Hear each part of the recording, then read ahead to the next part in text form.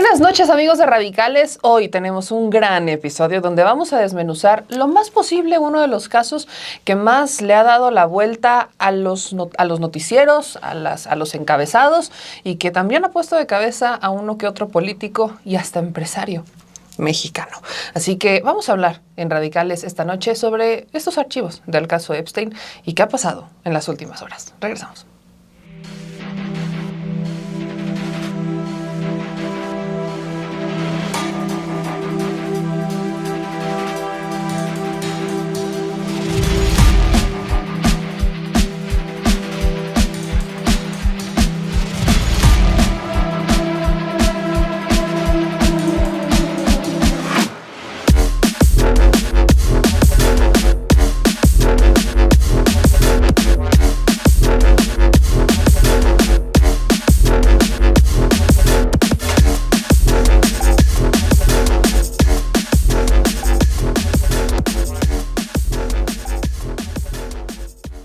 Pues ya regresamos y esperemos que usted esté muy cómodo en su casa. Póngase cómodo esta noche porque vamos a platicarlo con nuestro querido Álvaro Delgado, Héctor Alejandro Quintanar, y le mandamos un abrazo a nuestra querida Dani Barragán, que hoy no nos acompaña, pero vaya que sí hay mucha información, así que un abrazo a nuestra querida Dani. Pero vaya, archivos Epstein.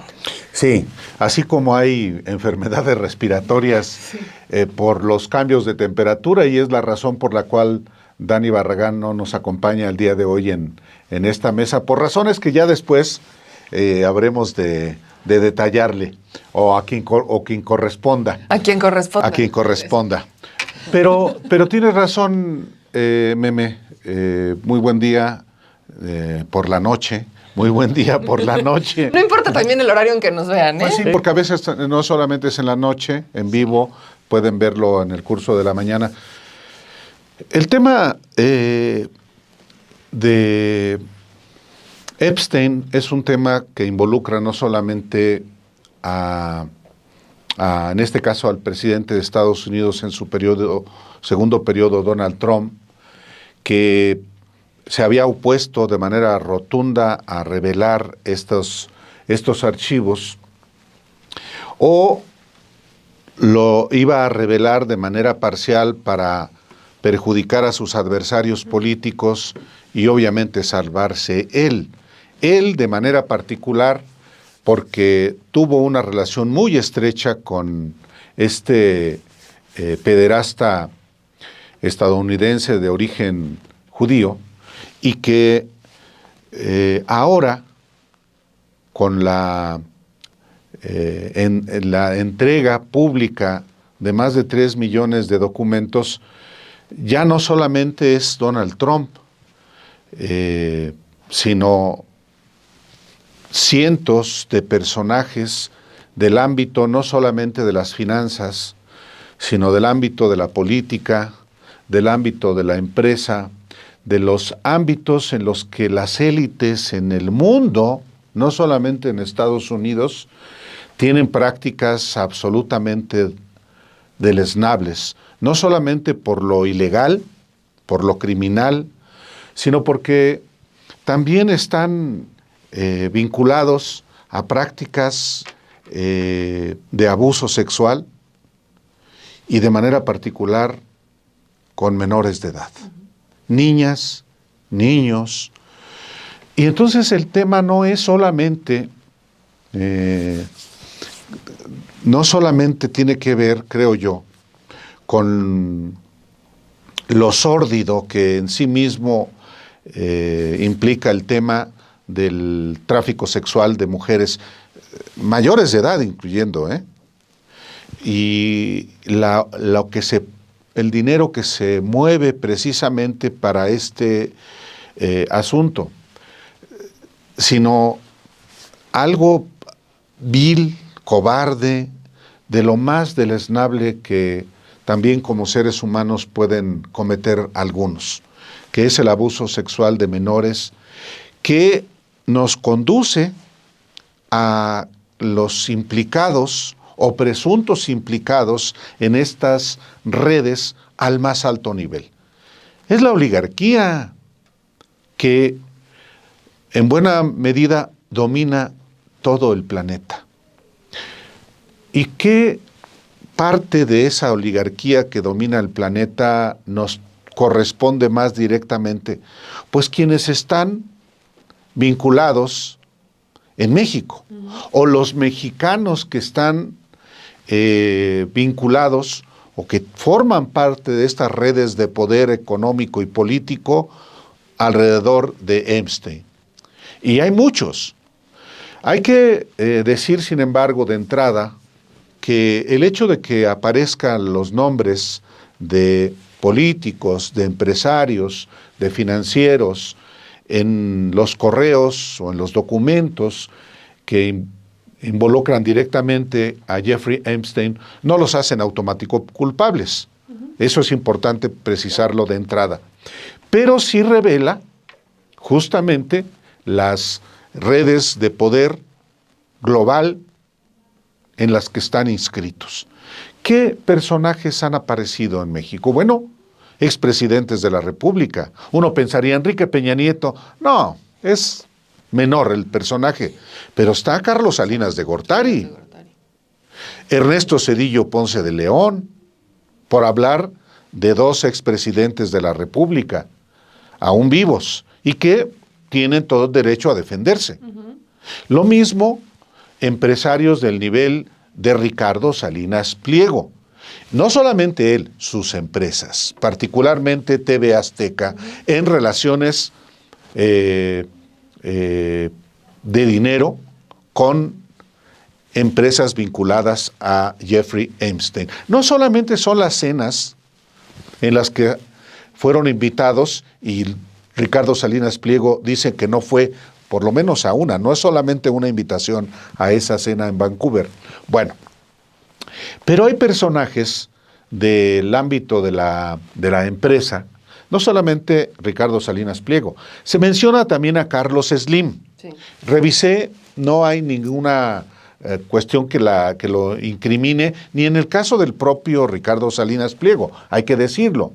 Pero hay inclusive un historiador ideólogo de la derecha en México que es Enrique Krause. Está otro personaje, Luis Rubio, que es uno de los personajes muy discreto, pero es el cerebro de la concepción neoliberal en nuestro país. Luis Rubio. Y más personajes que ustedes seguramente van a incorporar a este elenco que vamos a tratar de construir aquí. Una película macabra, parecía. Sí, pero que yo creo también que eventualmente van a tener que fijar una posición, porque en su relación con Epstein, o qué tipo de relación mantenían. En fin, estamos hablando de los mexicanos en la lista de Epstein que pueden, insisto, tener o no una vinculación de carácter criminal, pero que revelan, sí, su pertenencia a una red global de oligarcas que, pues no es menor, han controlado y siguen controlando parte de el mundo, literalmente. Bueno, primeramente un saludo a colegas de esta mesa, un saludo a Dani, mis mejores deseos para que se reponga pronto, y un saludo a nuestra audiencia, desde luego. Creo que esa es la hebra que debemos nosotros tirar, porque hemos ya comentado aquí en alguna otra ocasión la visión sobre qué implican las élites en Estados Unidos. Y nos referimos en algún momento también, y vale la pena retomarlo, ahora desde otra arista, este trabajo clásico de un sociólogo estadounidense que se llama Charles Wright Mills, que tiene varios libros que son fundamentales para entender la sociología crítica estadounidense. Él fue el principal crítico del enfoque positivista de la sociología en ese país, y se convirtió en un clásico viviente desde la publicación de sus primeros libros. Uno de ellos se llama así, La élite del poder, y trata él de explicar no solamente la conducta política de los grandes dirigentes en Estados Unidos, sino también su manera de interpretar el mundo, sus sensibilidades y su psicología, por llamarlo de algún modo. Y creo que esa es la clave que no hemos desmenuzado en Radicales, y porque nos habíamos limitado a la parte política y vale la pena considerarla ahora. Mills plantea que en Estados Unidos el poder está repartido fundamentalmente en 3 grandes círculos y no es gratuito el orden en el que los pone. Es el primero, el poder militar, de ahí el poder empresarial y al final el directorio político. Porque en ese momento él hizo esta reflexión con base... ¿En qué año? Es en 1959. Correcto. Es 1959. En la Guerra Fría. Exactamente, en plena Guerra Fría. Y es a raíz del lanzamiento de la bomba atómica de Truman a Japón en 1945. Porque Mills reflexionaba, Truman dijo, esto se hace a nombre del pueblo estadounidense, y Mills planteaba, no, eso no es cierto. Esa decisión fue de un grupito muy compacto porque la sociedad estadounidense se hubiera opuesto a eso. Entonces, el hecho de que estos 3 círculos convivan entre sí habla no solo de que se permiten impunidades y tratos y quizá un proyecto compartido por muchas diferencias políticas que tengan, sobre todo en un país que tiene solamente un sistema bipartidista, ¿no? Como los Estados Unidos. Pero vamos a la parte de la psicología de estas élites. Mills plantea que la educación de estas élites, de todas las élites estadounidenses, no importa que pertenezcan a cualquiera de estos 3 círculos, proviene fundamentalmente de 3 lugares. La escuela privada, que es importante señalarlo, la iglesia dominical y ese entramado social que se llama el club. Esta idea de pertenecer a un entorno cerrado, deportivo, social, donde se hacen fiestas y demás, porque ahí, sin importar de dónde vengas, qué te haya puesto como élite, ahí convives y estás ante iguales. Y la idea es siempre excluyente y sentirse parte de una minoría que no solo lo tiene todo, sino que tiene derecho a todo. Y parte de lo que su único contacto con la gente que no pertenece a ese círculo es exhibir de manera presuntuosa, no de manera inspiradora, sino de manera presuntuosa su condición a las mayorías. Y señalaba Mills que esto se hacía, por ejemplo, en estas revistas como Caras, ¿no? No me acuerdo cómo se llaman estas, el Hola de España, y todas las revistas la prensa social de la vida social de las Exactamente. élites. Creo que le llaman prensa rosa, ¿no? En algún momento. Bueno, para mí eso es una especie de material radioactivo, prefiero ni tocarlas, pero... Es un material de estudio. Exactamente. Si uno encuentra, por ejemplo, el Reforma tiene un suplemento de social. Así es. A veces es como fuente de información por supuesto, más relevante que el propio diario. Así es, ponemos de ejemplo Y ahí es donde se da uno cuenta de las redes de poder entre las élites. Así es. Las bodas, cuando las terminan bodas, juntos todos. Exactamente. Cuando Xóchitl Gálvez hizo un videíto de una boda... Del cumpleaños. Fue el cumpleaños de Diego Fernández de Ceballos. Sí, claro. Y que estaba ahí en uno de sus ranchos en Querétaro. O la boda maldita, la de Coello, la hija de Coello. Así es. Todo esto es lo que digo, esa es la única justificación para ver revistas. Este tipo de revistas. Y entonces, ya con esto termino, porque es la parte importante que explica a lo que pasa con un pederasta como Epstein. Esta gente, en alguna medida, a pesar de que las élites estadounidenses se formaron sin tener un antecedente de sistema feudal como en Europa, porque hay que recordarlo, las élites europeas, muchas vienen todavía de la herencia feudal nobiliaria. Esto quiere decir que allá la disputa entre nobles y burgueses fue mucho más marcada. Sí. En el caso de los Estados Unidos, al no haber eso, pues quien llegó ahí a las élites primero fue fundamentalmente el poder del dinero, ¿no? Entonces, eso hacía que esta gente tuviera la idea de que pueden disponer de la vida de otros. No solo del trabajo, eso es lo importante, porque ya un patrón dispone del trabajo del otro y ya hay una relación ahí de preeminencia y una relación de explotación y en muchos casos de abuso, sino que pueden disponer de la vida. De los cuerpos. De los cuerpos, como si estuviéramos todavía en el medievo y el derecho de pernada del señor feudal. Eso es algo que todavía impera en ciertas élites, la idea de naturalizar la disposición del otro más allá de su trabajo, que puede darse en diversos casos de abuso, donde el más extremo, a mí me parece, por su gravedad y por su monstruosidad, es esto, ¿no? Disponer de cuerpos para disfrute sexual de menores de edad. Entonces, creo que tenemos que volver a estos clásicos para entender que, aunque la cloaca se haya abierto ahora, pues es un problema añejo. Estamos hablando de reflexiones de 1959, hace más de medio siglo. Entonces, creo que también vale la pena observar casos similares en México, con base en los nombres de mexicanos que aparecen ahí, e incluso independientemente de esa lista. De eso creo, me aboco en mi siguiente intervención. Justo, ahorita que lo mencionabas, nada más es la cloaca, pero el fondo es muy profundo. Y hay una práctica habitual dentro de dentro de lo perverso que ya es, que es el engaño, ¿no? Muchas de estas chicas terminaban ahí engañadas para ir a concursos de modelaje o con el propósito de te voy a hacer modelo.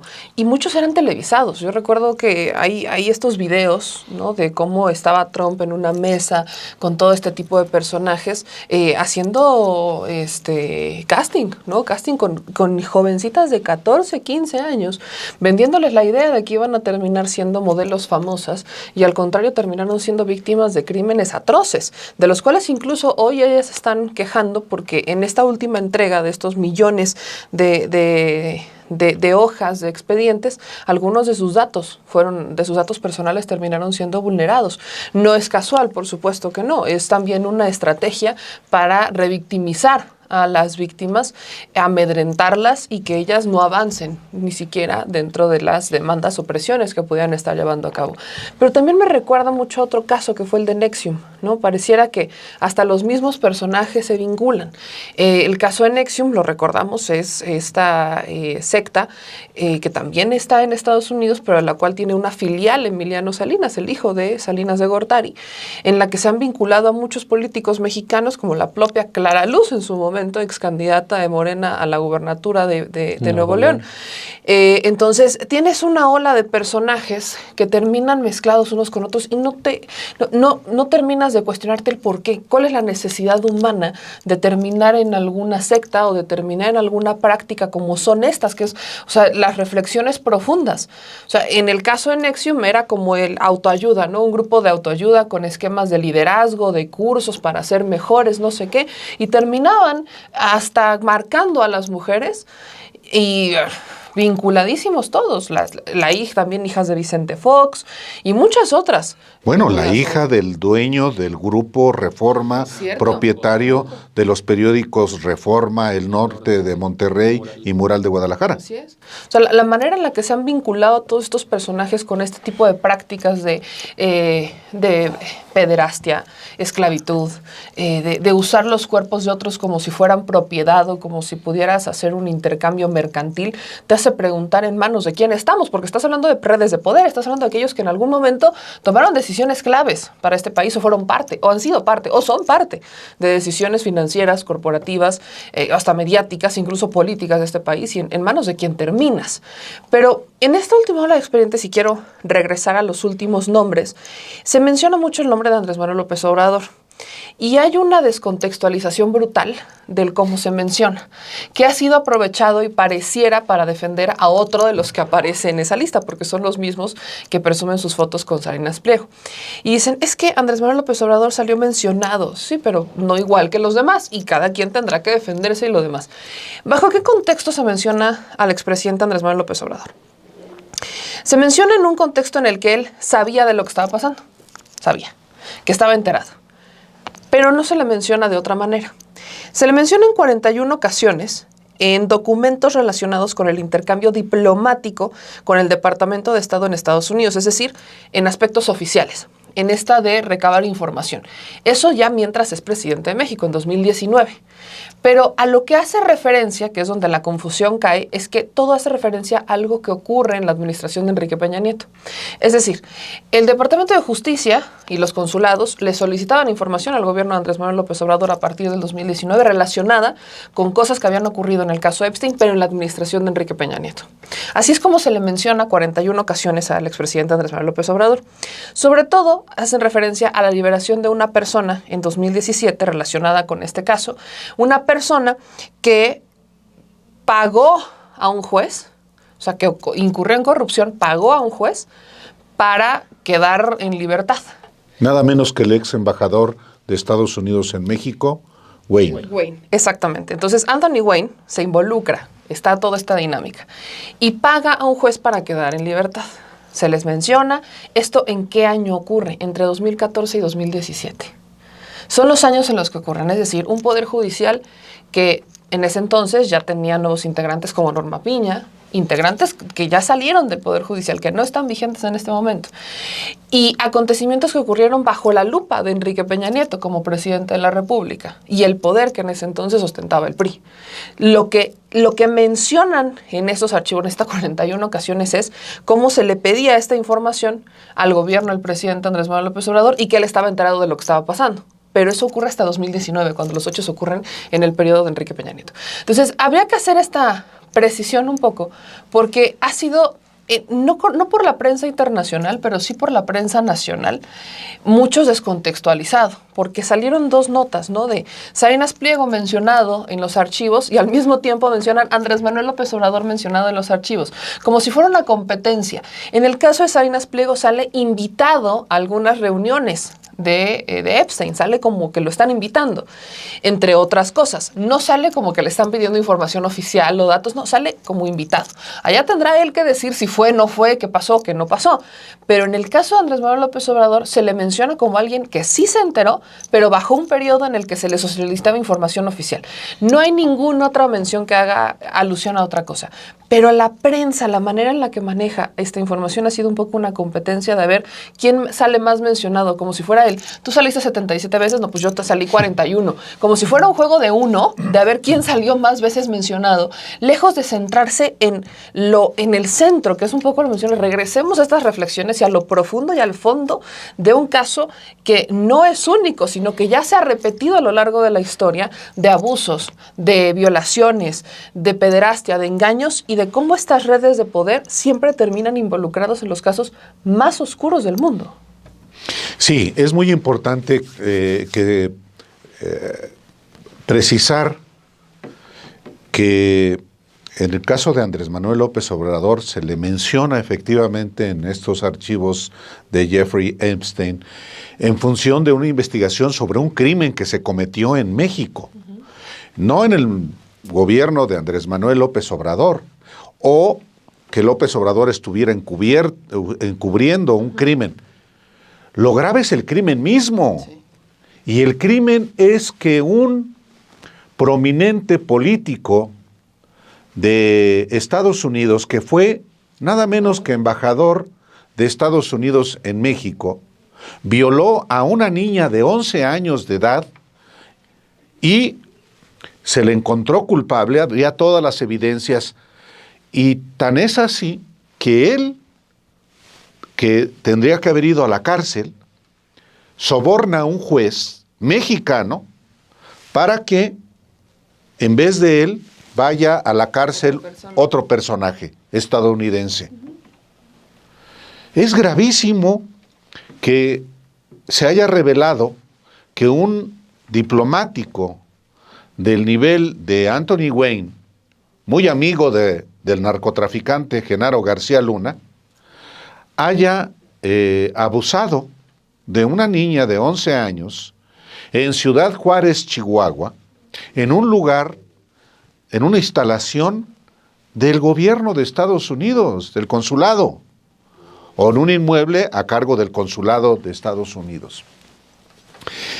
El caso que incumbe a México y a los mexicanos revela hasta qué punto el nivel de crimen anida en esas élites. En este caso, en la élite estadounidense, pero también acredita el nivel de degradación, de corrupción del sistema de justicia en México. Un juez que sabe del crimen acepta por dinero, evidentemente por corrupción, que el culpable ceda su lugar a otro para poderse escabullir. Y este caso que involucra, pues sí, a Genaro García Luna, porque Anthony Wayne testificó en la corte de Nueva York a favor de Genaro García Luna. Confesó el trato que tenía con el narcotraficante, secretario de Seguridad Pública de Felipe Calderón. Dijo que llegó a ir a su casa y que lo más que le impresionó de la casa personal de García Luna fue una pecera. Bueno, pero el caso que atañe al gobierno, en todo caso, de Felipe Calderón y al de Enrique Peña Nieto, evoca también otro episodio que es importante no obviar.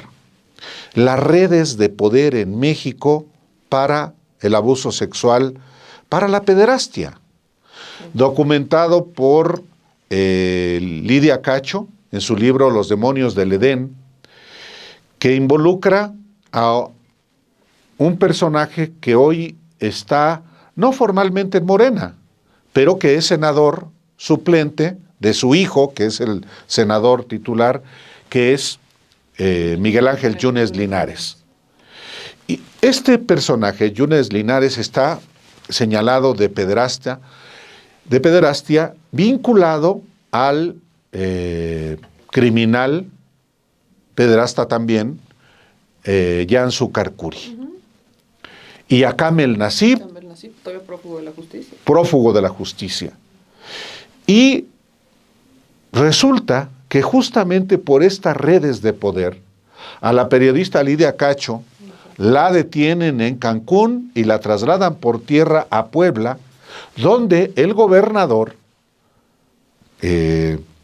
Mario Marín Torres le hace el favor a Kamel Nasib. A Kamel Nasib en este asunto que estalló en diciembre de 2005 y que el 14 de febrero de 2006 estalla con la difusión de las conversaciones entre Kamel Nasib y Mario Marín. Y sí, pues se hace un escándalo en aquel momento, pero vuelvo al tema, se trata de las redes de poder en México que en aquel entonces se evidenciaron, pero ahora se trata de redes de poder al más alto nivel en Estados Unidos, que tú lo explicas, lo contextualizas también históricamente, Héctor Alejandro, de personajes que no es solamente Ricardo Salinas Pliego, es también Televisa con Emilio Azcárraga, el viejo y el hijo, la viuda de Emilio Azcárraga Milmo, Paula Cusi, personajes de la élite económica de México como María Asunción Aramburu Zavala, como Alfonso de Angoitia, que es vicepresidente hoy de Grupo Televisa. Insisto, no hay, por lo menos yo no tengo evidencia de que ellos hayan cometido un delito. Lo que estamos tratando también de dimensionar es el nivel de relaciones de las élites económicas, políticas, financieras y criminales, como lo ilustra el caso de Jeffrey Epstein y del propio Donald Trump. Bien, yo justamente eso era lo que quería recordar también, el caso Lidia Cacho y las redes de pederastia de las cuales fue cómplice el señor Mario Marín. Y bueno, voy a retomar esta parte para poner sobre la mesa dos cuestiones. Efectivamente, cómo se comportan las élites, el círculo político y el círculo económico en México, y también cómo esta idea de forzar con calzador, meter ahí a López Obrador, es algo que no es nuevo, ¿no? Esto que ya se explicó muy bien, como en la mención en los archivos de Epstein se quiere darle una responsabilidad o algo así a una especie de complicidad insinuada. Todo ¿no? es culpa de Andrés Manuel López Obrador, ¿no? Sí. Y no es la primera vez que esto pasa. Voy a retomar este caso de Lidia Cacho. Hay que poner también sobre la mesa un recordatorio muy importante. Cuando se dan a conocer estas grabaciones donde hay una conversación grotesca entre Mario Marín y entre el empresario prófugo Kamel Nacif, donde es notorio que algo muy turbio hay ahí, por lo menos una complicidad en algo, porque un empresario te va a estar diciendo como gobernador qué hacer y cómo tratar el sistema penitenciario y a la policía judicial para que viole derechos humanos y para que haga como atrocidades. Como favor a él, aparte. Así es. No, una cosa inmunda. Y entonces este tipo obedece a un empresario, ¿no? El directorio político supeditado al directorio económico, como plantea Wright Mills. Esto se da a conocer en los primeros días de febrero de 2014, estas grabaciones, y hay que recordarlo, justamente estaba en campaña el señor Felipe Calderón en Puebla, y ahí haciéndose el gracioso, y hay que recordar que este tipo es anticarisma absoluto, pero en su campaña quiso hacerse el gracioso y como estaba también el Mundial de Fútbol en puerta, sacó una tarjeta roja y decía que él, si ganaba la presidencia, iba a expulsar a Mario Marín, ¿no? Un alarde publicitario, abro un paréntesis y te interrumpo ofreciéndote una disculpa, no, Héctor Alejandro, una argucia propagandística de su entonces asesor español, metiéndose en asuntos mexicanos, Antonio Solá Reche. Él yo estaba ahí, fue en Huejotzingo, justamente en febrero de 2006, y fue ese alarde que después implicó que Mario Marín le bajara y hubo hasta operación priista para beneficiar a Felipe Calderón. Desde que pusieron a Zavala como candidato estaba cantado que era de vamos a bajarle todos. Sí, así es. Uno de los primeros gobernadores en reconocer el triunfo espurio de Calderón fue Mario Marín, y una de las primeras visitas que hizo Calderón como presidente espurio fue a Puebla a saludar a Mario Marín. Es decir, esta pirotecnia verbal de campaña de yo soy muy justiciero y voy a encarcelar al periodista mano dura, sí. Una verdadera mentira, una canallada de parte de una más de las de este personaje impresentable en la historia de México, que es Felipe Calderón. Pero tenemos este entramado donde evidentemente hay una red de pederastia denunciada por los propios abogados de Jan Sukar Kuri, que publicaron este libro que se llama Las entrañas del monstruo, donde ellos desistieron de seguir defendiendo a este hombre porque notaron que la evidencia era contundente a su favor, contundente en su contra, y vieron esto y dijeron, es algo en lo que no debemos meternos porque el tipo es responsable, es culpable de un crimen atroz, ¿no? De una monstruosidad. Entonces, pasa esto, pasa que el gobierno de Calderón es omiso ante la presunta promesa que hizo de sancionar a Mario Marín. Mario Marín queda como uno más de los priistas bien tratados por Calderón. Pasa el tiempo y en 2021, hasta 2021 es que el tipo es aprehendido y encarcelado, ya en el gobierno de López Obrador. Y a pesar de esto, a pesar de que es notoria la complicidad de el PRI con el PAN en este acuerdo tácito entre Calderón y Mario Marín, a pesar de que lo grave y lo del fondo es la colusión de un grupúsculo de ampones que se hacen pasar por empresarios que tienen prácticas monstruosas, que tienen la suficiente capacidad de presionar a un gobierno como el de Mario Marín y el de otros, ¿no? En el sureste mexicano, que bien denunció Lidia Cacho. Toda esta es la evidencia. ¿Y qué pasa? Un sujeto que hoy está en Radio Fórmula dice, pero a que no saben qué, Mario Marini comenzó su carrera, o algo así dijo, con Manuel Bartlett. ¿Y dónde está Manuel Bartlett hoy? En Morena. Por lo tanto, hay una responsabilidad de López Obrador. Así. Y este personaje fue uno de los líderes intelectuales. ¡Qué chulada! Uno de los líderes intelectuales de la derecha mexicana, que es el señor Chumel Torres, a quien retuitea Enrique Krause. No, bueno. Creo que es una lógica muy parecida a la que hoy se hace, ¿no? Porque hay que denunciar esto. Cuando tú tienes, cuando existe un archivo de esta magnitud, hay que ser, como decía Álvaro Delgado ayer en Los Periodistas, muy cauteloso, porque vas a encontrar ahí gente con responsabilidades atroces y también vas a encontrar gente que está mencionada por mera circunstancia. Y como hay en que, contexto como parte de la contextualización, etcétera. Entonces hay que ser muy, muy mesurado. Y lo que es deleznable es que se use esto, como lo hace Trump, a manera de bandera de ataque, de decir, mira, pues los que me conviene que aparezcan los voy a mencionar y los que no me conviene que aparezcan los voy a omitir.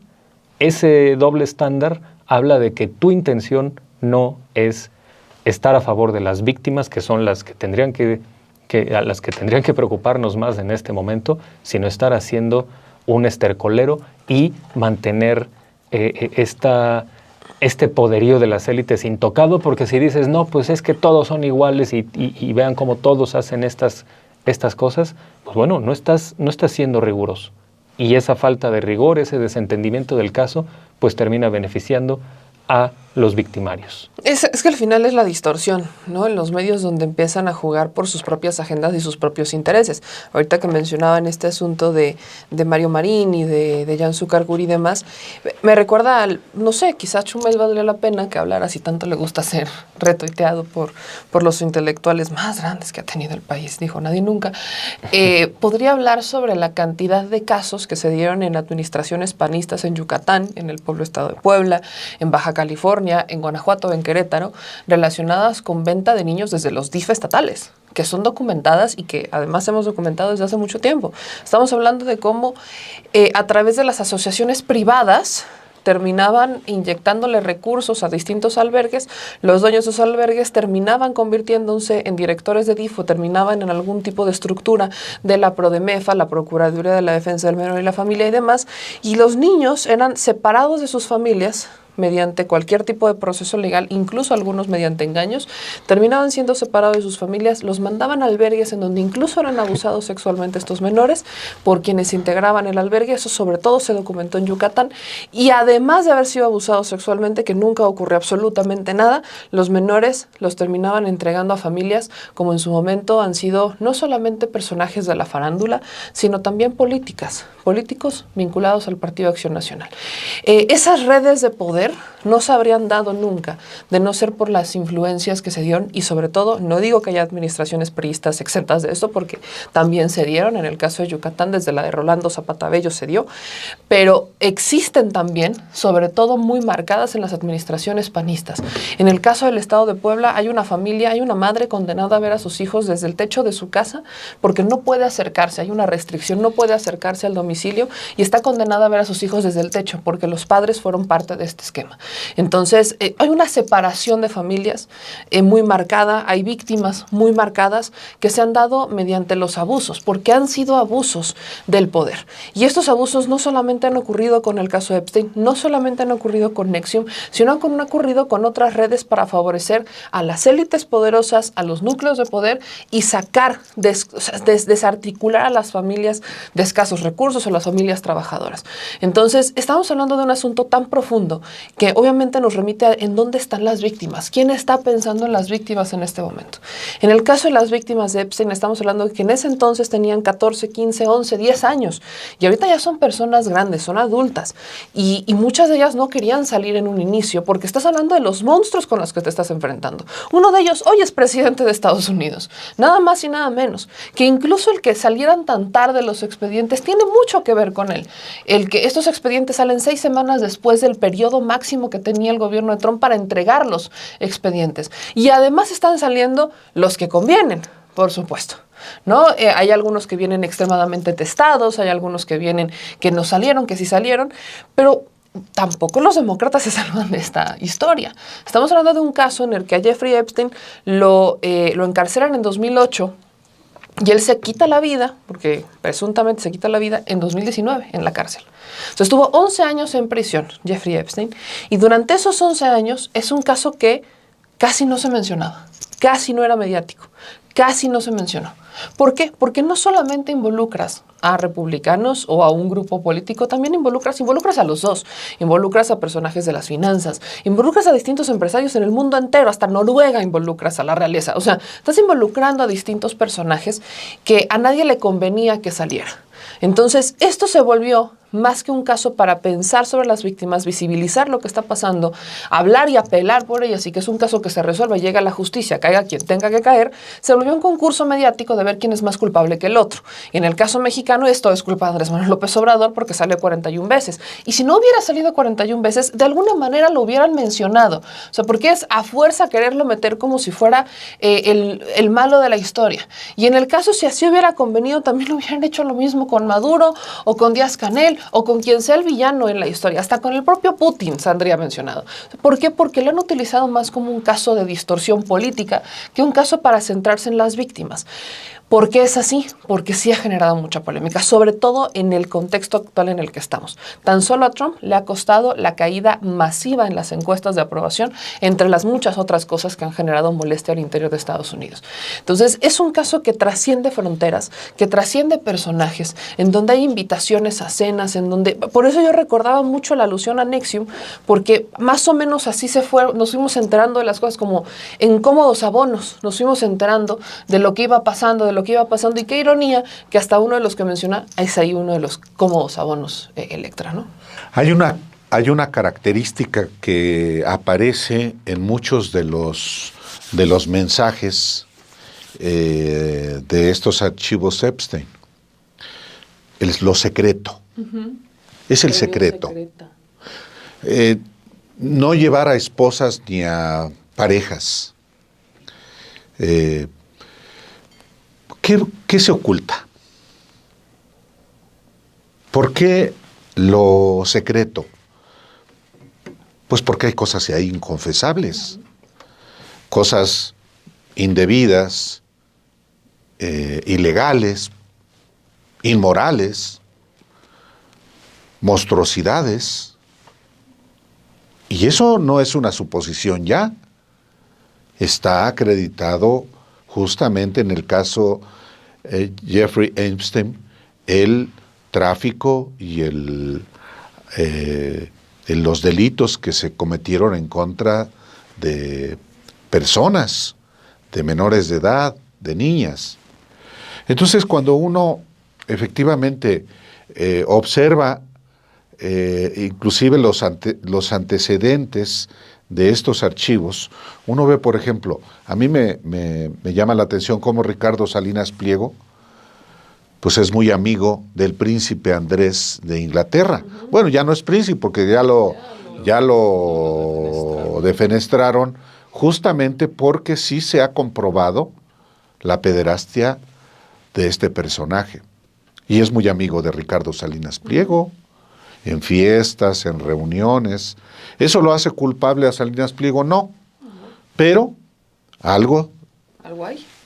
A eso me refiero cuando hablo de las élites, de los vínculos que pueden ser económicos, que pueden ser políticos, que pueden ser de amistad o pueden ser de complicidad. Uh-huh. ¿No Ricardo Salinas Pliego tenía también a un abusador sexual como uno de sus intelectuales, Andrés Roemer? Andrés Roemer está señalado de abuso sexual de decenas de mujeres, mientras estaba a cargo de uno de los programas de Grupo Salinas, La Ciudad de las Ideas, que en Puebla tenía su otra santuario. Vez Puebla, sí. Otra vez Puebla. Sí. Con no solamente Mario Marín, sino con Rafael Moreno Valle, de manera particular, gran amigo de Roemer. Entonces, no es ocioso, más bien es una obligación, no solamente profesional, sino ética, hablar, que emerja toda la pudrición de los mexicanos en la lista de Epstein o en los archivos de Epstein, y que también, por supuesto, que los aludidos fijen públicamente una postura. Aquí también yo por eso lo insisto mucho en que hay que ser cauteloso en qué tipo de relación pudieron tener mexicanos de las élites con Epstein, como también la relación de mexicanos y mexicanas con Nexum.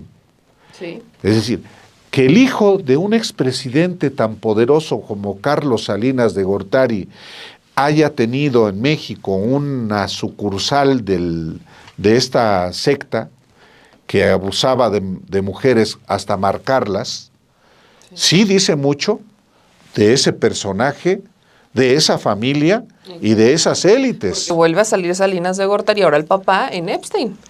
Exacto. Entonces, pues por eso abordamos este asunto que no debe hacernos perder de vista también otro tipo de aspectos criminales. Bueno, Gaza tiene que ver con los mismos. Tiene que ver con quienes también tienen comportamientos que avalan agresiones como la Venezuela. Es poder y dinero. Son los mismos. Y sí, hoy Donald Trump quiere escabullirse. Acaba de decir que los documentos lo van a exonerar. Porque muy probablemente muchos de los archivos que lo incriminan o están escondidos o sencillamente fueron ya destruidos, o ocultos o destruidos, que lo incriminen directamente. Pero aún así hay muchas evidencias en estos y los anteriores archivos difundidos por el Departamento de Justicia que lo señalan de ser un criminal, un pederasta, y por eso las maniobras para distraer. Pero en el caso de México no podemos nosotros distraernos, y qué bueno que tú, Meme, pudiste diseccionar el nivel de participación que se le atribuye a López Obrador en este episodio, porque pone de relieve un caso atroz, criminal, monstruoso, que es el del ex embajador Anthony Wayne, cometido en México, en territorio mexicano. Por el cual hay impunidad, no se hizo justicia para nada. O sea, volvemos a hablar de la impunidad del Poder Judicial, que bajo sobornos, pues yo no hago nada porque es embajador y me lavo las manos, y pues el soborno entró a las arcas de un juez mexicano.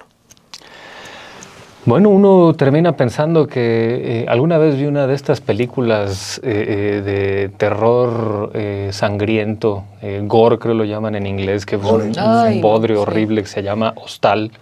Es un tráfico, habla sobre el tráfico y esclavización de personas para que la gente las compre y las torture hasta matarlas, ¿no? Una cosa horrible. No vale la pena verla. Yo la vi porque esta película fue filmada en la República Checa, y en el pueblecito donde la filmaron parte de ella tienen ahí muy orgullosos los afiches de la película, y pues dije, bueno, hay que ver, me obligaron a verla, ya la tuve que ver, y bueno, una cosa que no recomiendo, pero aquí lo que sí vale la pena decir es que esto que parecían fantasías terroríficas, pues no, resulta que no están tan alejadas de la realidad con base en la conducta de ciertas personas cuyo poder los hace suponer que disponen incluso de el cuerpo de menores de edad. Eso me parece que no le quita nada o bueno, está al nivel de torturar a una persona hasta matarla, ¿no? Y también creo que es un buen momento para recordar a otra institución que es parte de las élites, que al menos en México y en América Latina en general ha tenido un poder excepcional y una impunidad excepcional, que es la Iglesia Católica. Otra red de pederastia bien documentada en este país proviene de esta institución. Gracias. Y también están resaltables ahí los vínculos políticos que se tienen y que permiten esa impunidad. Solamente menciono el caso de, por ejemplo, Marcial Maciel, que era muy cercano a Marta Sagún en su momento, y que este sujeto tuvo que ver con la anulación del matrimonio de Marta Sagún con Manuel Briviesca, y pues había una estrecha relación entre los legionarios de Cristo y muchos gobiernos panistas. Bueno, y ni cómo olvidar el papel lamentabilísimo que tuvo el arzobispo primado de México, Norberto Rivera, a sabiendas de que había sacerdotes que habían cometido este delito, en lugar de sancionarlos como ameritaba el caso, pues simplemente los cambiaban de diócesis, como fue el caso de Nicolás Aguilar. En fin, estamos en una situación donde hay que poner sobre la palestra estas relaciones de impunidad de las élites que pues son de carácter global, ¿no? Son de carácter mundial. Y bueno, insisto, la Iglesia Católica en México es uno de los componentes de las élites. Tiene que medirse igual con ese mismo rigor, porque en América Latina hay muy pocos casos de sanciones a sacerdotes que hayan cometido crímenes. Me parece que el caso más emblemático es uno que ya hemos comentado, el de Argentina, el del cura el sacerdote del horror, el cura del diablo, como lo llaman, a Christian von Bernick, que sí fue condenado a prisión perpetua por haber participado en él mismo en torturas y asesinatos durante la dictadura en Argentina. Y bueno, creo que debemos mantener esto muy pendiente, porque si algo tenemos que exhibir siempre es esta impunidad de las élites. Ojo, hay algunas teorías de la democracia que dicen, bueno, a lo que hay que aspirar es una sociedad con muchas élites, ¿no? Que haya élites intelectuales, élites que se van renovando a sí mismas, que van elitizando a la sociedad para que ésta sea mejor. Pero bueno, en el caso, la estructura que tenemos todavía en México, todavía en América Latina, pues me parece que las élites están ahí no por un esfuerzo y por un mérito enorme, sino por estas relaciones de complicidad y por estas relaciones de identificación. Entonces, pues creo que es momento de exigir no solo justicia, sino también otro tipo de élites. Y eso es algo que nos corresponde a todos en incluso en temas más mundanos, ¿no? Como por ejemplo, cómo se comportan los diputados, los funcionarios, que todavía hay conductas que uno se queda como, bueno, ¿estás ahí para ejercer un servicio público o estás ahí para demostrar que eres más que otros o algo así? Entonces hay que tenerlo eso muy presente y exhibirlo todo el tiempo. Ahorita que mencionabas lo de la iglesia, vale la pena recordar un caso, otra vez en Puebla, otra vez. Hace un par de años una madre denuncia a un sacerdote por abusar sexualmente de su pequeño de 4 años.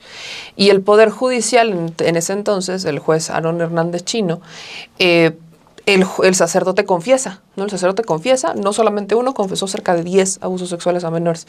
Esto ocurrió en el estado de Puebla, en Aquixtla. Y lo denuncian, y al momento en el que lo denuncian, el juez, en vez de darle prisión y detenerlo y demás, lo deja ir. Lo dejó ir.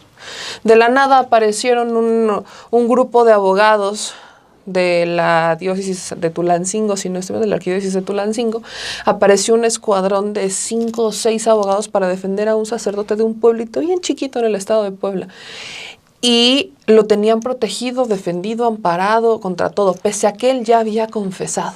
Es un asunto que salió en la mañanera en el entonces quién es quién del Poder Judicial para exhibir a los jueces, y apenas el día de ayer fue cesado este juez Aarón Hernández Chino, que intentó ser magistrado en el estado de Puebla, que todavía en algún momento Sergio Salomón, cuando fue gobernador, lo propone para ser magistrado, y ante la polémica el juez decide echarse para atrás, ¿no? Dice siempre no, porque sale exhibido como él había dejado en libertad a un sacerdote pederasta.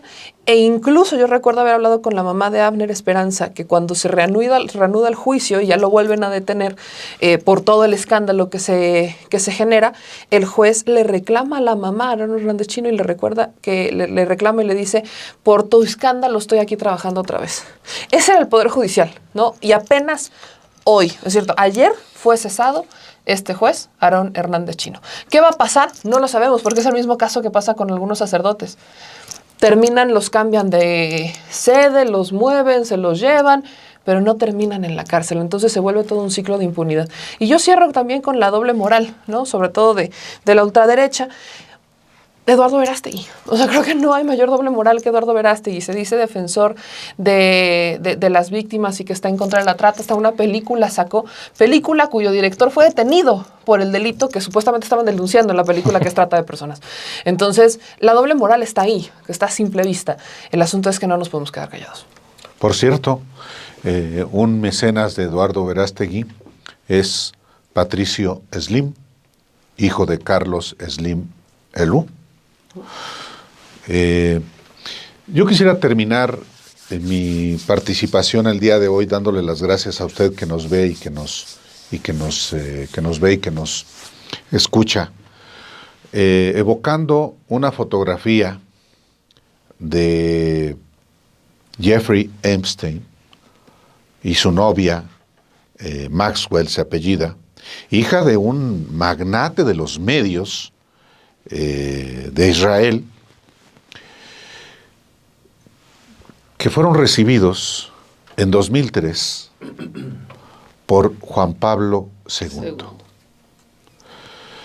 Y el caso tiene que ver con el aval que solía dar Juan Pablo II a criminales. Es quizá el papa que más ha encubierto a criminales que abusan de menores.